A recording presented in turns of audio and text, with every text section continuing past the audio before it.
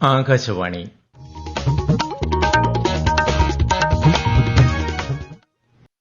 നമസ്കാരം. പ്രാദേശിക വാർത്തകൾ വായിക്കുന്നത് ഉദയൻ കിളിയന്നൂർ. പ്രധാന വാർത്തകൾ. പാർലമെന്റ് ബജറ്റ് സമ്മേളനത്തിന്റെ രണ്ടാം ഘട്ടം നാളെ ആരംഭിക്കും. വയനാട്ടിലെ ഗോത്രപർവം പരിപാടി ഗവർണർ രാജേന്ദ്ര ആർലേക്കർ ഇന്ന് ഉദ്ഘാടനം ചെയ്യും. എഡിഎം കെ നവീൻ ബാബുവിന്റെ മരണത്തിൽ റവന്യൂ വകുപ്പ് തയ്യാറാക്കിയ റിപ്പോർട്ട് ആവശ്യമെങ്കിൽ പോലീസിന് കൈമാറുമെന്ന് മന്ത്രി കെ രാജൻ. വൈക്കം സത്യാഗ്രഹത്തിന് പിന്തുണ അറിയിച്ച് രാഷ്ട്രപിതാവ് മഹാത്മാഗാന്ധി വൈക്കത്തെത്തിയതിന്റെ 100ാം വാർഷികം ഇന്ന്. ചാമ്പ്യൻസ് ട്രോഫി ക്രിക്കറ്റിൽ ഇന്ന് കിരീട പോരാട്ടം. ഫൈനലിൽ കരുത്തരായ ഇന്ത്യയും ന്യൂസിലൻഡും ഏറ്റുമുട്ടും. ഐഎസ്എൽ ഫുട്ബോളിൽ ഇന്ന് ചെന്നൈയിൻ എഫ്സി ജംഷഡ്പൂർ എഫ്സി പോരാട്ടം. വാർത്തകൾ വിശദമായി. പാർലമെന്റ് ബജറ്റ് സമ്മേളനത്തിന്റെ രണ്ടാം ഘട്ടം നാളെ ആരംഭിക്കും. ഏപ്രിൽ 4 വരെ നീണ്ടുനിൽക്കുന്ന സമ്മേളനത്തിന്റെ രണ്ടാം ഘട്ടത്തിൽ 20 സിറ്റിംഗുകളുണ്ടാകും. 2025-26 ധനസഹായത്തിനുള്ള ആവശ്യങ്ങളും അനുബന്ധ വിനിയോഗ ബില്ലും സംബന്ധിച്ച് ചർച്ചയും വോട്ടെടുപ്പും നടക്കും. കൂടാതെ ബാങ്കിംഗ് നിയമങ്ങൾ ഭേദഗതി bill, coastal shipping bill, railways ഭേദഗതി ബിൽ എന്നിവയുൾപ്പെടെ നിരവധി നിയമനിർമ്മാണങ്ങൾ പാർലമെന്റ് പരിഗണിക്കും.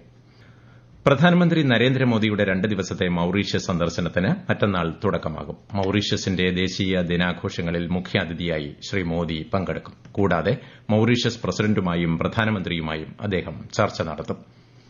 ശാരീരിക അസ്വസ്ഥത അനുഭവപ്പെട്ടതിനെ തുടർന്ന് ഉപരാഷ്ട്രപതി ജഗ്ദീപ് ധൻഖറിനെ ന്യൂഡൽഹി എയിംസിൽ പ്രവേശിപ്പിച്ചു.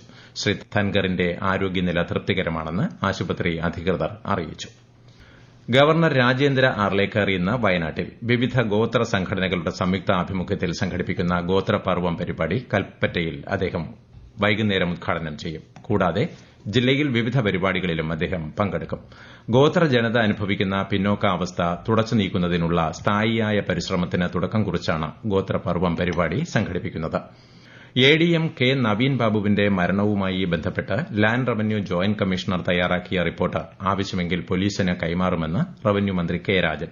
കോടതിയുടെ പരിഗണനയിലുള്ള വിഷയത്തിൽ റിപ്പോർട്ട് സംബന്ധിച്ച് കൂടുതൽ പ്രതികരണത്തിലേക്കില്ലെന്ന് അദ്ദേഹം മാധ്യമങ്ങളോട് പറഞ്ഞു. അതേസമയം എഡിഎമ്മിന്റെ മരണത്തിനു പിന്നിൽ ഗൂഢാലോചന നടന്നിട്ടുണ്ടെന്നും ഇതിൽ സിപിഎം സ്വീകരിച്ച നിലപാട് ജനങ്ങൾക്ക് എന്ത് സന്ദേശമാണ് നൽകുന്നതെന്ന് വ്യക്തമാക്കണമെന്നും പ്രതിപക്ഷ നേതാവ് വി ഡി സതീശൻ പറഞ്ഞു. സത്യസന്ധനായ ഉദ്യോഗസ്ഥനെ തെറ്റായ ആരോപണങ്ങൾ ഉന്നയിച്ച് ആത്മഹത്യയിലേക്ക് നയിക്കുകയായിരുന്നുവെന്നും അദ്ദേഹം ആരോപിച്ചു. ഇടുക്കി മറയൂർ പഞ്ചായത്തിലെ ഗോത്രവർഗ വിഭാഗത്തിൽപ്പെട്ട 40 വനിതകൾ ഇരുചക്ര വാഹനം ഓടിക്കാനുള്ള ലൈസൻസ് സ്വന്തമാക്കി.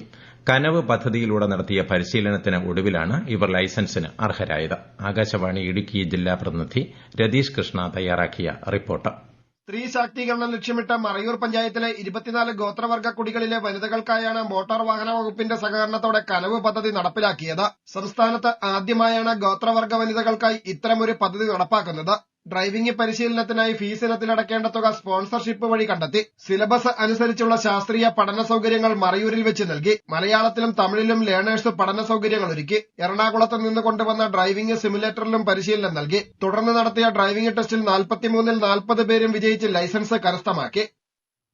വയനാട് വെള്ളമുണ്ടയിൽ പശുക്കിടാവിനെ വന്യജീവി ആക്രമിച്ചു കൊന്നു. മംഗലശ്ശേരി പുല്ലംകന്നപ്പള്ളിൽ PT ബെന്നിയുടെ പശുവിനെയാണ് ആക്രമിച്ചത്. ഇന്നലെ രാത്രിയായിരുന്നു ആക്രമണം.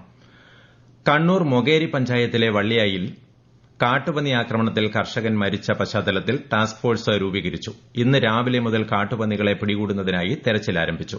വിശദാംശങ്ങളുമായി ആകാശവാണി കണ്ണൂർ ജില്ലാ പ്രതിനിധി KO ശശിധരൻ. മന്ത്രി AK ശശീന്ദ്രന്റെ നിർദ്ദേശപ്രകാരമാണ് ടാസ്ക് ഫോഴ്സ് രൂപീകരിച്ച് പ്രവർത്തനം തുടങ്ങിയത്. കർഷകൻ AK ശ്രീധരൻ മരിച്ച പ്രദേശത്താണ് രാവിലെ മുതൽ കാട്ടുപന്നികൾക്കായി തെരച്ചിൽ നടത്തുന്നത്.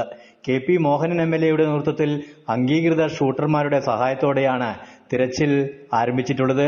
കഴിഞ്ഞ ദിവസം മൊകേരിയിൽ ചേർന്ന ഉന്നതതല യോഗത്തിലാണ് ടാസ്ക് ഫോഴ്സ് രൂപീകരിക്കാൻ മന്ത്രി നിർദ്ദേശം നൽകിയത്.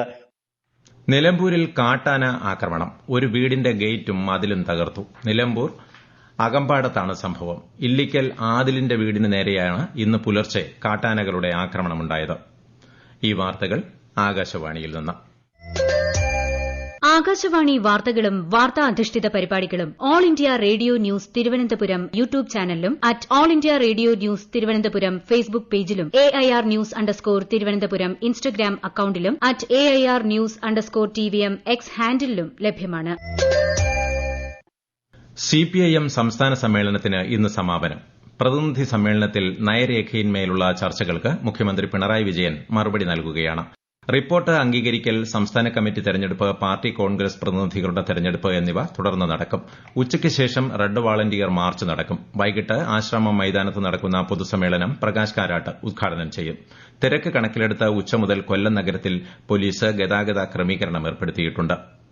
നവകേരളത്തിനായി പുതുവഴികൾ എന്ന വിഷയത്തിൽ സിപിഐഎം സമ്മേളന നയരേഖയെക്കുറിച്ച് പഠിച്ചിട്ടില്ലെന്ന് സിപിഐ സംസ്ഥാന സെക്രട്ടറി ബിനോയ് വിശ്വം മാധ്യമങ്ങളോട് പറഞ്ഞു.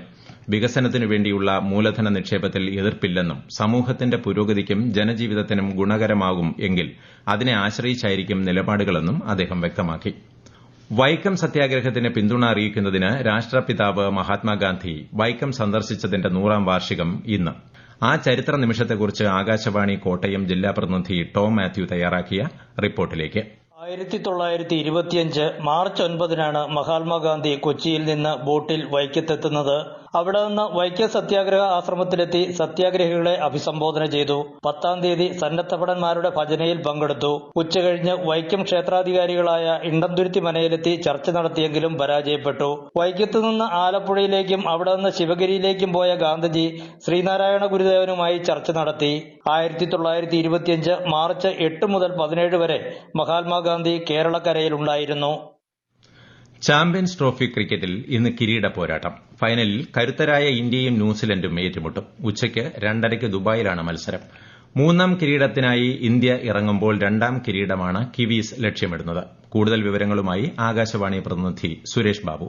2 വർഷം മുമ്പ് ഏകദിന ക്രിക്കറ്റ് ലോക കിരീടം നഷ്ടപ്പെട്ട ടീം ഇന്ത്യക്ക് തലയെടുപ്പോടെ ഇന്ന് ദുബായിൽ നിന്ന് മടങ്ങാനാകുമോ? 25 വർഷങ്ങൾക്ക് മുമ്പ് ചാമ്പ്യൻസ് കപ്പിൽ ന്യൂസിലൻഡോട് ഫൈനലിലേറ്റ തോൽവിക്ക് മറുപടി നൽകി കപ്പിൽ മുത്തമിടാൻ രോഹിത് ശർമ്മ നയിക്കുന്ന നമ്മുടെ പുതുതലമുറയ്ക്ക് കഴിയുമോ? ഒറ്റനോട്ടത്തിലും പ്രകടന മികവിലും ഇന്ത്യക്ക് തന്നെയാണ് മേൽക്കൈയെങ്കിലും നിർണായക മത്സരങ്ങളിൽ അടിതെറ്റുന്നത് മറികടക്കാൻ കഴിഞ്ഞാൽ മാത്രമേ കരുത്തരായ എതിരാളികളെ വീഴ്ത്താനാകൂ. ബാറ്റിംഗിലെ ആഴവും കുത്തിത്തിരിഞ്ഞ് ബൌളറെ കുഴക്കുന്ന സ്പിൻ ബൌളിംഗും ഇന്ത്യയുടെ മൂർച്ചയുള്ള ആയുധങ്ങളാണ്. ഫീൽഡിംഗിലെ മികവാണ് കിവീസിന്റെ തുരുപ്പ് ചീട്ട്. ക്യാച്ചെടുക്കാനും ഫീൽഡിൽ പന്ത് തട്ടിയെടുക്കാനും ഇന്ത്യയേക്കാൾ മിടുക്കരാണ് ന്യൂസിലൻഡ് നിര.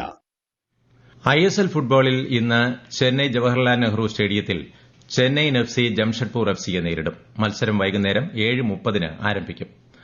ശബരിമലയിൽ മീനമാസ പൂജകൾക്കായി വെള്ളിയാഴ്ച നട തുറക്കുമ്പോൾ പരീക്ഷണാടിസ്ഥാനത്തിൽ പുതിയ ദർശന രീതി നടപ്പിലാക്കും. ഇതുവഴി തീർത്ഥാടകർക്ക് ദർശന സമയം കൂടുതൽ ലഭിക്കും. കൊടിമരത്തിന്റെ ഇരുവശത്തുകൂടി ഭക്തരെ കടത്തിവിട്ട് ബലിക്കൽപുര വഴിയാകും പുതിയ ദർശന വഴി.